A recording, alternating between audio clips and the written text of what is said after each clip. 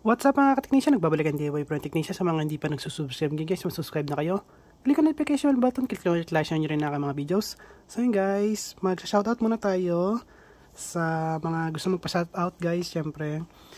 So shoutout natin si Sir Yamos TV. Siya po ay Piso Wi-Fi Builder. Si DJ Lay Ventura Mini Sounds. Si Mr. Emron Morante. Tapos sa mga supportive natin na technician, so shoutout natin si Fix and Review at si Sir Andy Rabino TV Tech. Supportive din si Sir Basic Bob. So mag-ano po kayo sa kanila guys, mag-subscribe kayo sa kanila. Ayan, sa mga sinasabi kong pangalan guys, subscribe nyo sila guys, kasi yan ay mga tech vlogger at saka mga Piso Wi-Fi builder. So si Basic Bob 2 tsaka si Basic Bob Reacts. Ayan. Si Mr. Leoda Mix Vlogs. Tapos si Leogen Tech TV. Si Mr. Green Apple Electronics. Si Sir West Jojo Tech Electronics. Tapos si Mr. Jobit Tech PH. Si Mr. Kuchara Tinidor TV. Tapos si Mr. Nova Bikes Adventures. Ayan, so i-support niyo po sila guys sa mga ano nila guys ginagawa, sa mga vlogs nila guys. So, salamat po. At ayun guys, kaya ako gumawa ng video dahil kompleto na po yung ano natin guys, kompleto na yung mga component dito sa CB natin. At kung nakita nyo, nilagyan ko na rin siya ng QC or quality control. Ayan. So, tinignan ko lahat muna siya bago siya nilagyan ng sticker, kasi ayoko maglagay ng sticker nang hindi pa siya tested. So tested na po yan, kaya nakalagay siya pass. Ayan guys. Tapos may number yan. Nakita nyo, ayan o, may number talaga siya. So bale, kapag may bumili na po ng mga ganito ko, so malalaman ko kung kanino ko siya nabenta at malalaman ko kung anong number niya guys. Kasi titignan ko yung number na yan, and then makikita ko na kung taga saan siya at kung ano yung pangalan niya, syempre telephone number, mga ganyan. So ayan guys, kung nakikita nyo, ayan po yung ano natin, yung mga output. Ayan guys, output at input. So sa output natin, ayan, 5 volts. Ito guys, so meron tayong 5 volts out, meron tayong 5 volts light, tapos may 5 volts fan. So ito po yung mga nandito guys, wala po siyang on off. So rekta po siyang naka-on. Okay, sa kabila naman yan, mga 12 volts naman guys. 12 volts fan, 12 volts light, 12 volts out. Naka-on lang po yan guys. Okay? So dito, nilagyan natin siya ng USB-A port. So maximum niya is 5 volts at syempre 3 amps ang maximum niya. So lahat po ng 5 volts is 3 amps po ang maximum niyan. So ibig sabihin, all and all na po yon, 3 amps. Okay? So, wag niyo siya overload. Well, kung overload nyo man siya, matik po yan mamamatay, guys. So, ito po yung module niya. Sa 12 volts naman po, lahat ng 12 volts is maximum 3 amps lang din. So, sa 5 amps, 3 amps. 12 volts, 3 amps lang din. So, mamamatay po yan automatic. And then, reset nyo lang po. Yung, ito guys, so, may reset button siya dito. Pag reset nyo siya, tapos start nyo lang. And then, automatic na yun guys. Alisin nyo lang yung nag-overload. And then, magbubukas na ulit siya. So, dito muna tayo guys. So, para hindi tayo lumayo. So, sa 3.3 volts, maximum amperes or current niya is 0.1 amps or 100 milliamps lang guys. So, kaya ako nilagyan ng 3.3 amps. Kasi ito guys, pwede sa sub-bendo or wireless sub-bendo, mga land sub-bendo. Ayan. So, 5 volts, syempre, ito yung mga 5 volts yan guys. Ito mga to. Kasama yan dito guys sa 5 volts na to. Ayan, ground. Ito po yung input ng, ito yung output ng coin. Ito yung input ng relay. Ito yung output ng bill acceptor. So, ito po, mga yan guys, ay nakalagay doon sa ARM board computer natin. Tulad ng Orange Pi, Piso Wi-Fi, Orange Pi, tsaka Raspberry Pi. Okay? Dito naman guys sa fan, kung nakita kayo, positive or negative niya. So, para hindi kayo malito, so yung positive nandito sa may itaas, yung negative ng fan sa baba.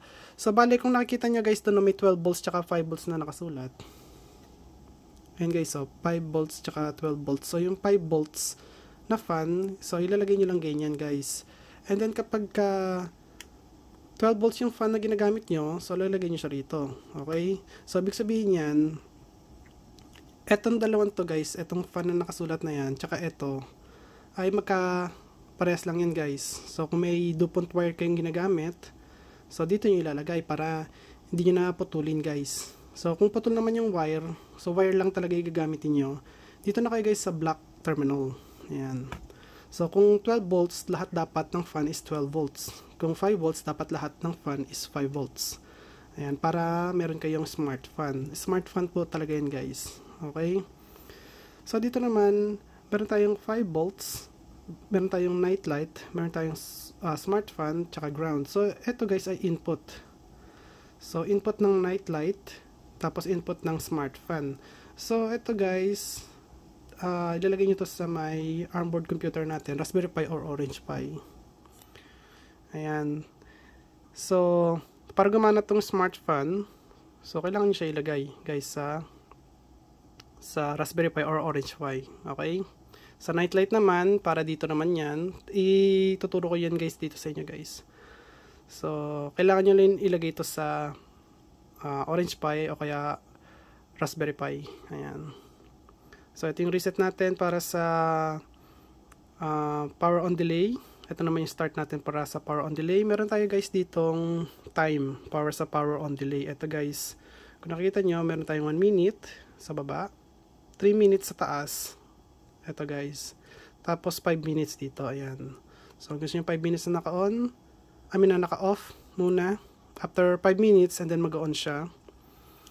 Mas okay to guys sa mga brown out lagi sa sa lugar nyo. So kung laging brown out, 5 minutes gamitin nyo. Pero kung bihira lang yung brown out, dito kayo sa 1 minute. Ayan. Okay? Etong 3 minutes, sa rin to guys, sa brown out din to. Ito. Yung mostly brown out. Nandiyan lang yan guys sa dalawa. Yung 3 minutes or yung 5 minutes. So depende na yan guys sa inyo kung ano yung gusto nyo ipalagay sa akin dyan. Next time, pwede natin baguhin yung mga yan. Ayan, pwede natin i-custom yan sa inyo. Kung anong gusto nyong time, anong oras. Ipaprogram lang natin yan. Okay, para sakto sa oras niya guys sa pag-on. Ayan. Tapos ito guys, yung on-off natin, on-off power delay. So, ibig sabihin yan, ito yung off. So, pag ayaw ng power delay, power on delay, so i-off nyo lang siya. And then, dito nyo naman siya i-on. Ito. So, ito yung mismong main on-off niya. Kapag gusto nyo, naka-on lang siya. Ayan o. Sorry guys, kasi maliit siya. Hindi nyo siya magano makita. Kasi nga, napaka-compact na talaga kasi itong CB natin. So, kaya nilalagay ko siya sa ganyan. Ayan. So, ayun din siya guys. Ito. Ito naman sa 5 volts, 12 volts ng display. So, kung ano yung gusto nyo. So, 5 volts, ayan. 12 volts, ayan. Okay? So, mas magandang gamitin talaga dito guys is ito. Yung naka-power on delay siya guys. Sa mga pindot na naman guys, meron tayong fan at saka meron tayong light. So, ito pag-test ng light kung gumagana yung night light natin or yung ilaw na inilagay sa night light. Ito naman yung fan. Pang-test naman sa fan kung gumagana yung fan natin manually guys. Pwede nyo siyang i-test manual. Sa coin at saka sa bill naman, ito naman guys, sa coin, ayun nakasulat, ito yan guys. Tapos ito naman yung sa bill. Ayan, para malaman nyo kung gumagana yung output niya guys, dito. Kahit na walang nakalagay dito sa input, basta napindot nyo lang to, maglalabas siya ng output guys. Okay? So, ayan. At ito guys, sa input natin, kung nakita nyo 12 volts. So, ito yung puro negative. Nakalagay guys, para walang dito. So, lahat ng puro negative, ayan. Lahat ng puro positive, ayun. So, ibig sabihin ito, yung sa kaliwa is negative. Yung sa kanan is positive. Okay? Pwede kayo gumamit dito sa barrel jack. Or barrel connector. Barrel port. Ayan. So, dito naman sa C-test. Ito guys ay coin test. So, pag inon nyo to, etong buzzer guys ay tutunog pagka naghulog kayo ng coin sa coin slot. Sa coin slot lang to guys, hindi siya sa bill acceptor. Okay? So, ayan. And then, dito guys sa taas, may coin on dito. So, ibig sabihin, yung coin at saka yung bill acceptor, pagka tinaas nyo to, naka-on lang yung mga yon. Balay wala siyang ang tawag dito, power cut guys, ayan, para sa power cut yan ayan, kasi naka power cut yan kapag ka nakababa to, ayan, pero kapag gusto nyo naka-on lang, ayan, forever siya naka-on. Pero syempre mas maganda yung naka power cut para tipid sa kuryente, kaya natin nilagyan yan guys, okay. And then dito na tayo guys, ayan, kung nakikita nyo meron ditong coin LED, ayan, sa coin LED guys, ayan. Ito kasi sa ano to guys, ginagamit sa antag dito. Sa dito guys, pakita ko sa inyo. Ito yan guys dito. Sa may LED frame natin para sa coin acceptor.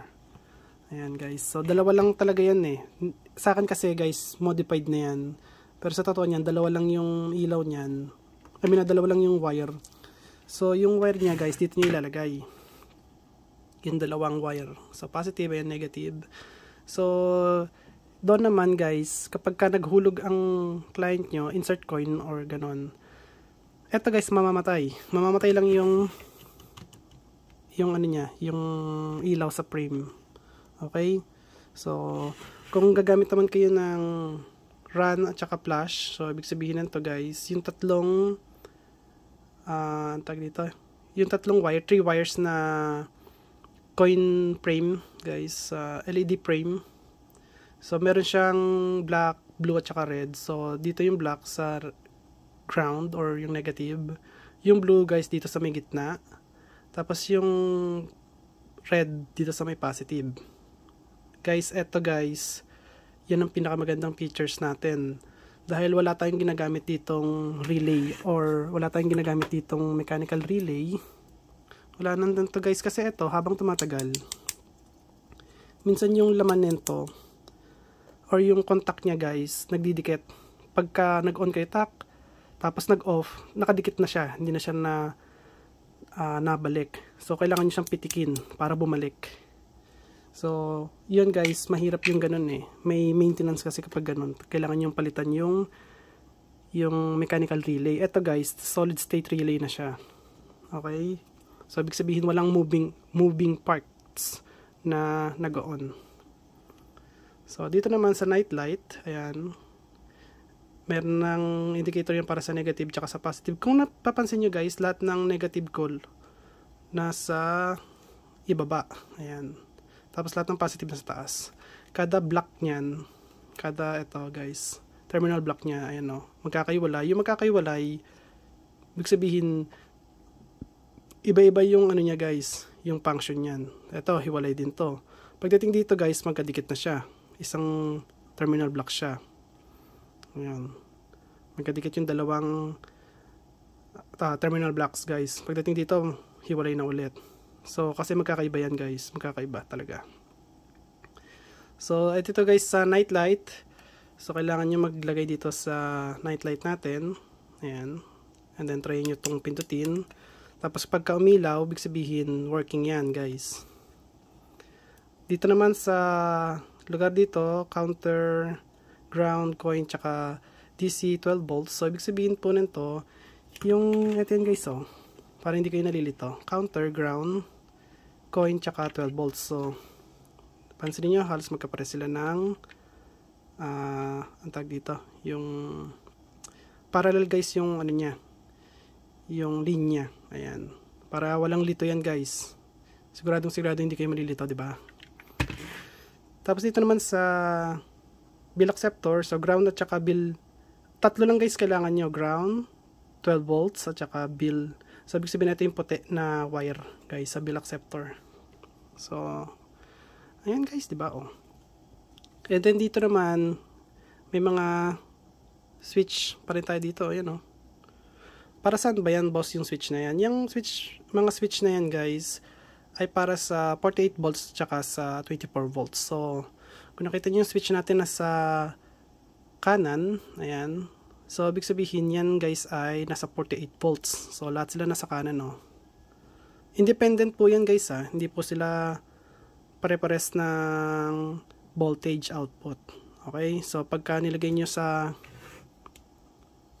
kaliwa, sa kanan, may sinabi ko kanina. So lahat na nasa kaliwa, or pagka sinwitch nyo sa kaliwa, 48 volts yan. Pag sinwitch nyo naman sa kanan is 24 volts. So eto guys, pagka switch nyo, yan magiging 24 volts na lang yan guys. Yan 24 volts. Eto 24 volts. Kung gusto nyo isa 48 volts, ayan. So ito 48 volts, 24.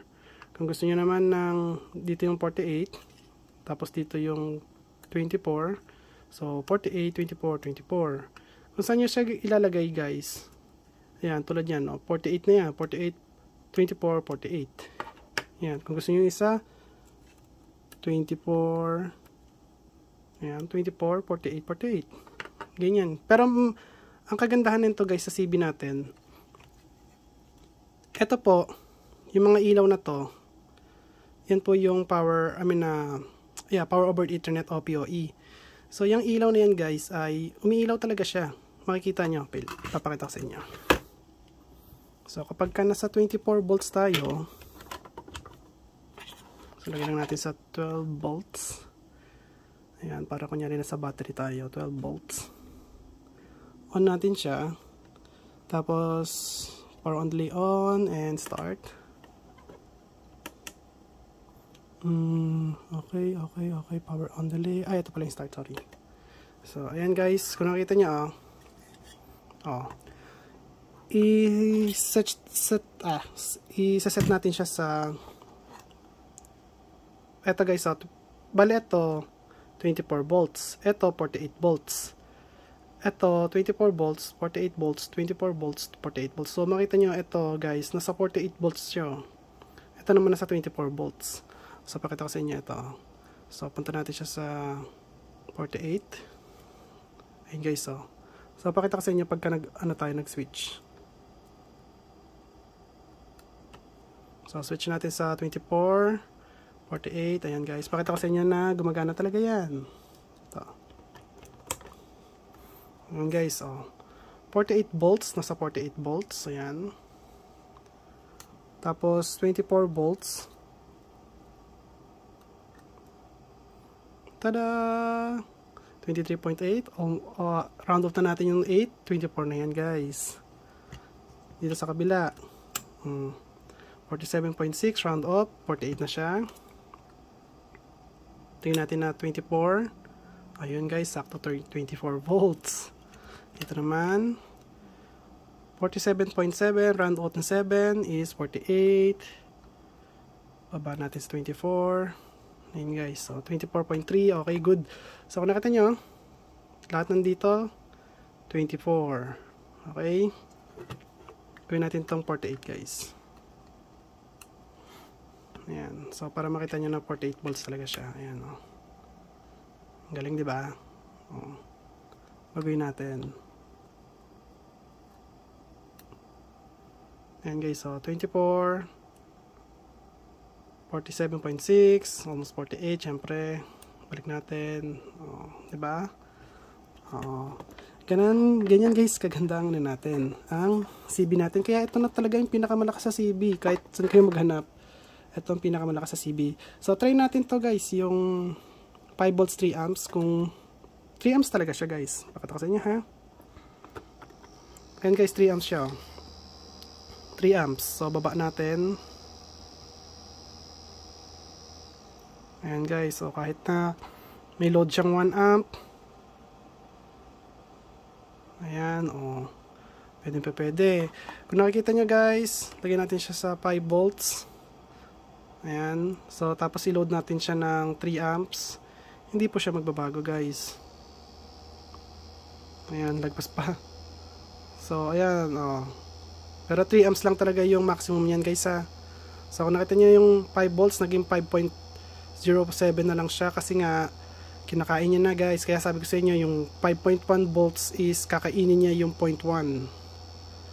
Okay? Ito, patay natin. So, hindi siya nagbabago. Pero mamaya magbabago talaga yan guys. Tingnan nyo. So, reset lang natin yan. Tapos on lang natin. Ay, naka-on na pala to. Wait lang. Tagalin muna natin to guys. So, reset. On. Okay guys, so balik siya sa 5.1. Okay guys. So, at least, baka sabihin nyo kasi niloloko ko kayo. Ayan. Pinapakita ko sa inyo yung ano natin. Yung settings natin. I mean na, yung function talaga nito guys. Kung totoo. Kung true function ba talaga siya. Ayan guys. 2.5 amps. Diba? 5.07. Okay lang yan guys. Ganyan talaga. So, at least nakita nyo guys. Try natin ano to guys, manual or automatic na natin siyang naka power on delay. Tanggalin natin. So, reset lang natin. So, ayan guys. Kung nakikita nyo, ang input natin ay 11.7 volts. Pero, dahil minus 3, ano yan guys, 0.3. Dahil doon sa may mga, sa ano natin guys, sa diode. Yung mga diode na yan. Okay? So, ang diode kasi kapag galing sa input tapos nag-output siya, is nagma-minus talaga ng 0.3 or 0.7 volts. Okay? Depende sa diode na gagamitin. Circuit diode, ganyan, Zener diode, depende guys. So, ayan. Tingnan natin. So, 1 minute lang yan guys. Kahit i-orasan nyo pa. Ayan. So, baka sabihin nyo rin guys kung para saan ginagamit tong USB Type A na to. Okay, so ituturo ko sa inyo kung para saan yan ginagamit.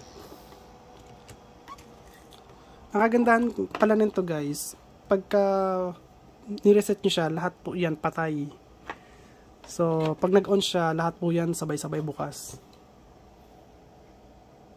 So, ang USB guys ay ginagamit yan sa CFN1 kasi 5 volts siya. So, baka meron kayong USB to ano yan?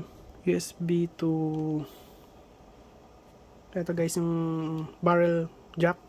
Ito. USB to barrel jack. So, sa CFN1, mas magandang gamitin yon kasi isang straight na lang siyang ganun. Ito naman, USB to Type-C. So, patay muna natin to guys. Pwede siyang gamitin dito sa Orange Pi 5 kasi Type-C siya. Ayan. Pwede siyang gamitin dito sa may Raspberry Pi 4. Type-C pa rin siya guys. Ayan. So, hindi nyo na kailangan yung dito guys, yung ang tawag dito, yung 5 volts guys, dito. So, kung hindi kayo gagamit niyan, okay lang. Pwede naman guys, USB na lang gamitin nyo. Kung USB yung gusto nyo, syempre hindi ko naman kayo mapipilit. May, ano lang kayo guys, may available na, tawag dito, may available na output. Ayan. So, dito naman, USB Type A to micro USB. Ayan guys. CFN tuloy. Orange Pi 1. So, ito yung input nyo guys. So, pwede yan dito. Ayan. Kung gusto nyo ganyan lang. Sa Orange Pi PC, meron din yan guys, syempre. Ito. Ayan. O. Diba? So, gagana yan guys kung tingnan nyo. Pakita ko sa inyo. So, on natin ito. Start natin.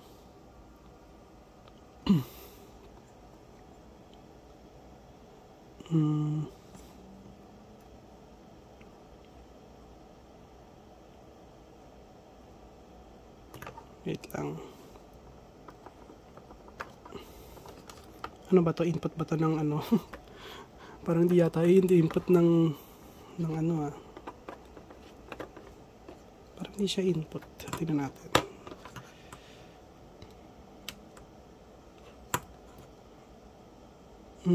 Baka sira yung ano ko lang. Wait lang guys ha. Baka sira to yung cable ko. Try muna natin dito sa ano, sa Orange Pi 5. Ayan. So, lagyan lang natin to rito. Ito. Ayan. And then power on natin. Oh, ayan, oh. Nagana siya, guys, oh. Tsaka nakita niyo yung ano niya, guys, yung fan or cooling fan niya, nag-on agad pagka-on natin nito. So, ayan, at least kung kailangan nyo para sa cooling fan, oh, dito na kayo gumamit, guys, 'di ba? And then eto, tilagay nyo na lang dito sa mga input tsaka output nila, 'di ba? So, ibig sabihin, ito pala ay hindi input. Guys, kala ko input ng ano to, ng Orange Pi 1 tsaka Orange Pi PC. Itong dalawang to. Hindi pala, guys. Sorry. Ito pala yung input niya. Ito, yung may barrel jack. Ito, guys. Barrel jack port. Yung pala yung input niya. So, hindi pala siya micro USB. Pero okay lang, guys. At least napakita ko sa inyo. So, ayan, pwede naman yung patayin. Pindutin nyo lang ganyan. So, matik na yan mamamatay. Ayan, tingnan natin kung mamamatay, syempre. Kasi ito yung ano niya, guys, eh. Ito yung power off niya, eh. Ito. So, tingnan natin.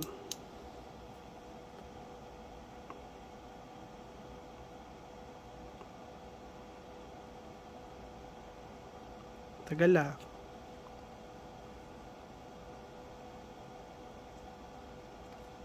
Kaya mo lang siya, guys. Kasi baka nagre-read yan. Hindi mo read na maayos. Eh, di ba? Ayan. At least, napakita ko sa inyo, guys. Yung CB natin ko ng fully function. Siyempre. At, pati na natin nga dito. I-reset na lang natin dito, guys. Ayan. Para safe pa rin. So, bali ang gagawin ko, guys, ay ito. Ay, putik ka. Kadaglaglagan na. Sobrang daming gamit. So, ganito guys, gagawin natin.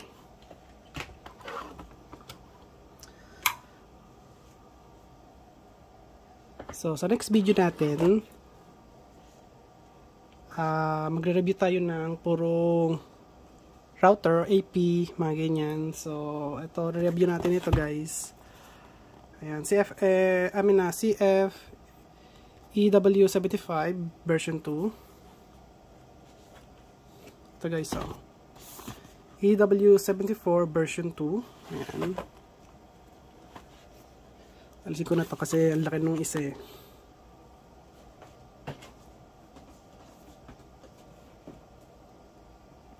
Ito siya, guys, kalaki-laki.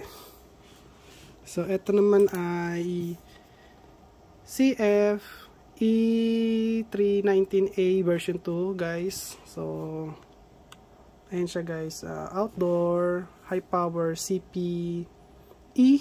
Ayan. So, next video natin yan, guys. So, dalawa yan.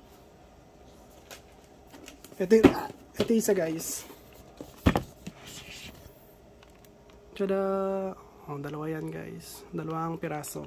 Kasi gusto kong pag-aralan mabuti yan kung paano siya mag-work. At eto pa guys, papakita sa inyo. Eto. Ayan. So itong beryl, yan. Beryl. Ayan.